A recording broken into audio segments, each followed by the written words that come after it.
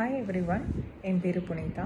நான் PMC meditation சென்டரில் meditation learn பண்ணிவிட்டு இப்போ ஒரு 6 மந்த்ஸாக அதை வந்து ப்ராக்டிஸ் பண்ணிகிட்ருக்கேன்.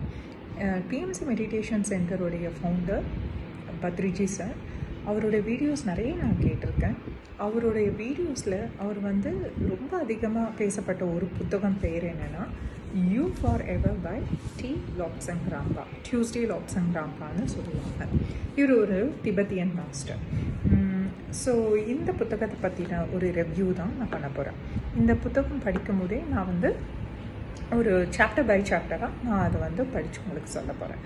ஸோ ஃபஸ்ட்டு சாப்டரில் பார்த்தீங்கன்னா ஈவன் அந்த முன்னுரைன்னு இருக்கும் இல்லைங்களா, அதில் அவர் என்ன சொல்லியிருக்காருனா, இந்த புத்தகம் எழுதப்பட்டதுக்கான நோக்கம் வந்து இதை வந்து ஒரு கரஸ்பாண்டன்ஸ் கோர்ஸ் மாதிரி பண்ணணும் அப்படின்ற ஒரு நோக்கத்தில் தான் இந்த புத்தகம் எழுதப்பட்டது.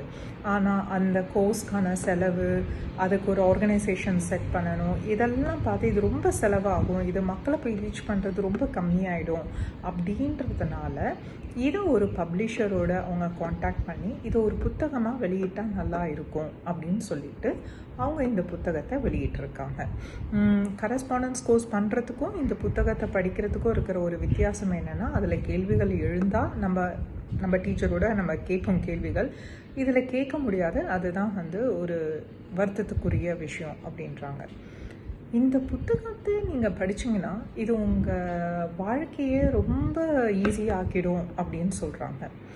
இந்த புத்தகத்தை இன்னும் கூர்ந்து கவனிச்சிங்கன்னா, கூர்ந்து படிச்சிங்கன்னா இது இன்னுமே ரொம்ப, அதாவது இந்த புத்தகம் வந்து ரொம்ப ஒரு ப்ரிஷியஸான விஷயம்ன்ட்டு அவங்க சொல்லியிருக்காங்க. ஓகேங்களா? இப்போது ஃபஸ்ட்டு இதில் வந்து இன்ஸ்ட்ரக்ஷன்ஸ்னு சில விஷயங்கள் கொடுத்துருக்காங்க. இந்த புத்தகத்தை படிக்கிறதுக்கே நம்ம சில விதிமுறைகளை ஃபாலோ பண்ணணும். இது எதுக்குன்னா, அப்போ தான் நம்மளால் அந்த புத்தகத்தில் டீப்பாக நம்மளால் போக முடியும் அப்படின்ட்டு ஃபியூ இன்ஸ்ட்ரக்ஷன்ஸ் கொடுத்துருக்காங்க. இதை நம்ம ஃபாலோ பண்ணால் நம்மளுக்கு சைக்கிங் ரீடிங் கூட பண்ண வரும். அதாவது சைக்கிங்னா என்ன சொல்கிற, ஒரு அந்த மனசு சம்மந்தப்பட்டமான விஷயங்கள் தான். ஸோ இது அதை பற்றின புத்தகம் தான் ஃபுல்லாகவே. ஃபஸ்ட்டு அவங்க என்ன சொல்கிறாங்கன்னா, இந்த புத்தகம் படிக்கிறதுக்கு ஒரு டெடிகேஷன் இருக்கணும். நீங்கள் ஒரு நாளைக்கு ஒரே நேரமாக இதை சூஸ் பண்ணி படிக்கணும். காலையில் 6 மணிக்கு படிக்கிறீங்களா, தினைக்கும் 6 மணிக்கு படிங்க. இல்லை எனக்கு காலையிலலாம் எழுந்து டைம் இல்லை, நைட்டு ஒரு 10 மணிக்கு தான் எனக்கு டைம் இருக்குன்னா தினைக்கும் நைட்டு 10 மணிக்கு படிங்க. So choose your time. அந்த ரெகுலர் டைமிங்கை நீங்கள் எவ்ரிடே ஃபாலோ பண்ணணும் அப்படின்னு சொல்கிறாரு. அண்ட் எந்த இடத்துல உட்காந்து படிக்கணுன்றதும் நீங்கள் டிசைட் பண்ணணும். அந்த இடம் யாருமே உங்களுக்கு தொந்தரவு பண்ணக்கூடாது. இது வந்து ரொம்ப ரொம்ப காமாக இருக்கணும் அந்த இடம். ஸோ அவர் என்ன சொல்கிறாருன்னா, பெட்டர் நீங்கள் ஒரு ரூமை சூஸ் பண்ணுங்கள். அந்த ரூம் இன்கேஸ் அது டே டைமில் நீங்கள் படிக்கிறீங்கன்னா அந்த கர்டைன்ஸ்லாம் க்ளோஸ் பண்ணிடுங்க, லைட்லாம் ஆஃப் பண்ணிவிடுங்க, வெறும் ரீடிங் லேம்ப் மட்டும் போட்டுக்கோங்க. அந்த ரீடிங் லேம்ப் எதுக்குன்னா உங்களோட புக்கை படிக்கிறதுக்கு தான் அப்படின்னு சொல்கிறாரு. கர்டைன்ஸ்லாம் கூட நல்லா க்ளோஸ் பண்ணிவிடுங்க அப்படின்னு சொல்கிறாரு. அதுக்கப்புறம் நல்ல ஒரு குஷன் இருக்கிற சேரோ இல்லை ஒரு ரிக்ளைன் சேரோ, ஏதோ ஒரு சேர், எதில் நீங்கள் உட்காந்தா கம்ஃபர்டபுளாக இருப்பீங்களோ அந்த சேரில் உட்காந்துக்கிறதோ இல்லை சாஞ்சு படுத்துக்க சொல்கிறாரு. ஒரு சத்தம் கூட இருக்கக்கூடாது. டோரை லாக் பண்ணிக்க சொல்கிறாரு. முடிஞ்சால் வீட்டில் இருக்கிற எல்லார்கிட்டையும் சொல்லிவிடுங்க, நான் புக் ரீட் பண்ண போகிறேன், நான் அடுத்த 1 மணி நேரத்துக்கு 2 மணி நேரத்துக்கு என்னை தொந்தரவு பண்ணாதீங்க அப்படின்னு சொல்லிவிட்டு நீங்கள் இந்த புத்தகத்தை ஸ்லோவாக படிக்க ஆரம்பிக்க சொல்கிறார். ஃபஸ்ட் டைம் படிக்கும் போது இந்த புத்தகத்தை சும்மா கதை புக்கு படிக்கிற மாதிரி, கதை புக்கு இல்லை, ஒரு நியூஸ் பேப்பர் படிக்கிற மாதிரி அப்படி ஒரு ஃப்ளோவில் படிக்க சொல்கிறார். படித்து முடிச்சுட்டு அதுக்கப்புறம் அதை வந்து ஒரு 2 நிமிஷம் அப்படியே கண்ணை மூடி அமைதியாக இருந்து அதில் இருக்கிற கருத்துக்களை உள்ள நம்ம சப்கான்ஷியஸ் மைண்டுக்கு போகிற வரைக்கும் வெயிட் பண்ண சொல்கிறார். ஓகேங்களா? இன்னொன்று முக்கியமான விஷயத்த நான் மறந்துட்டேன்.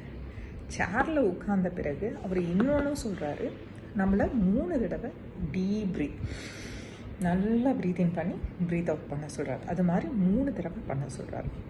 பண்ணி முடித்த பிறகு ஒரு தடவை ப்ரீத்திங் பண்ணிங்கன்னா 3 to 4 செகண்ட்ஸ்க்கு ஹோல்ட் பண்ண சொல்கிறார் பிரெத்தை. அப்புறமா ரிலீஸ் பண்ண சொல்கிறார். இதை அந்த 3 டைம்ஸ் செஞ்சு முடித்த பிறகு இன்னொரு தடவை பண்ண சொல்கிறார். இதுவும் பண்ணி முடித்த பிறகு ஒரு நிமிஷம் அமைதியாக கண்ணை மூடி அப்படியே படுக்க சொல்கிறார் அந்த சேரில்.